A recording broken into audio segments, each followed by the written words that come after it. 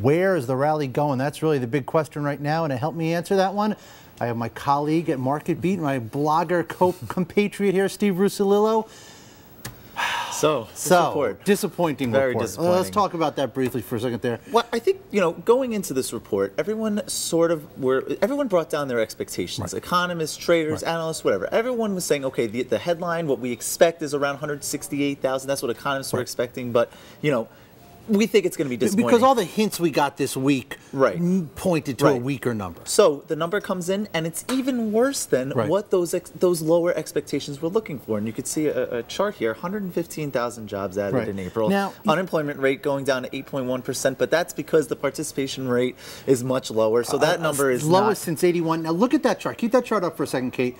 Look at, you can see 1, 2, 3 kind of bumps there in the green. Those are all spring. Spring of 2010, spring of 2011, spring or early winter. The early months of 2011, 2010, and 2012. And look at the last couple of months. You see that drop off. Again, you are seeing a drop off. Because you average out the number. You average out this year's job creation, every month. Comes out to about 200,000, which sounds good. You have to keep that in mind. Great, 200,000 is the average this year.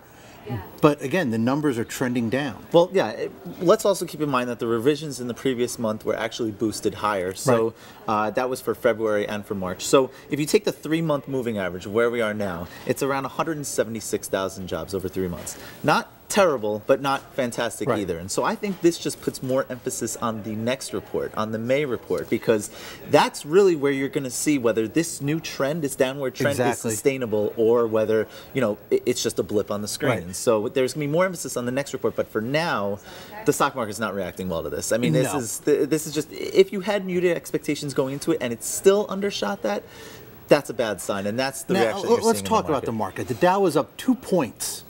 Last month. 2 points separated the Dow from a negative. S&P and NASDAQ were both down.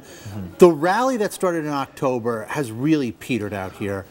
Well, it's stalled. It's stalled, I would say. And I think if you look at what's going on in the market, if you look at the different sectors and you look at who's leading and who's lagging. So you talked about from the October bottom, right? That's 7th month rally. Financials, tech, they were the big leaders. In April, they were actually the biggest losers. And the biggest leaders in April were telecom, utilities, consumer staples, the really defensive ones. So that shows a rotation right there, and that's almost like a predictor of what's going to happen. And that signals that people are just getting a little bit more cautious. That signals that the rally is topping right now. And so it's a bad day today. Today is bad right now in the market, and it's been a tough week. And so the big question now is, are we set for a repeat of 2010 and 2011 or not? The real bottom line is the unemployment rate, I know it keeps ticking down, but I don't think anyone believes that unemployment rate really says anything anymore. You mentioned the participation rate. That is the real key one, the fact that there are fewer and fewer and fewer people in the labor force. That just means that there are less people who can produce for this economy. That is an issue. That's an issue for corporate profits. It's an issue for GDP. It's an issue for anybody who has to live off a wage.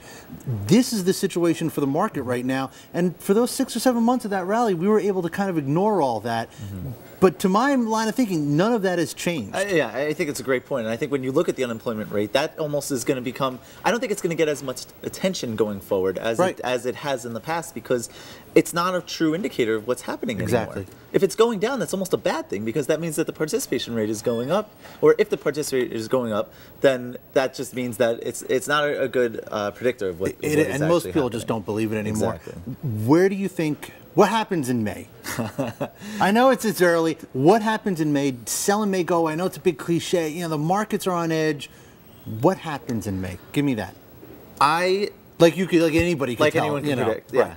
Personally, I believe that this may be just a blip on the screen. I think that a lot of the jobless claims figures that we saw were skewed by some seasonal factors, and I think that the most recent jobless claims figures that we saw, which were not just yesterday, didn't play into the jobs report. Exactly. Those were actually pretty good, and I think if you continue seeing that trend, I think you could see a reversal in this, and the labor market jobs could start picking up again. So, all right, it's a hopeful sign. It's a hopeful sign. We're going to leave it there. It's a very cautious, hopeful sign. All right, Steve Russolillo, get back to the blog. Let you go. Nice jacket, by the way, too. I like that one.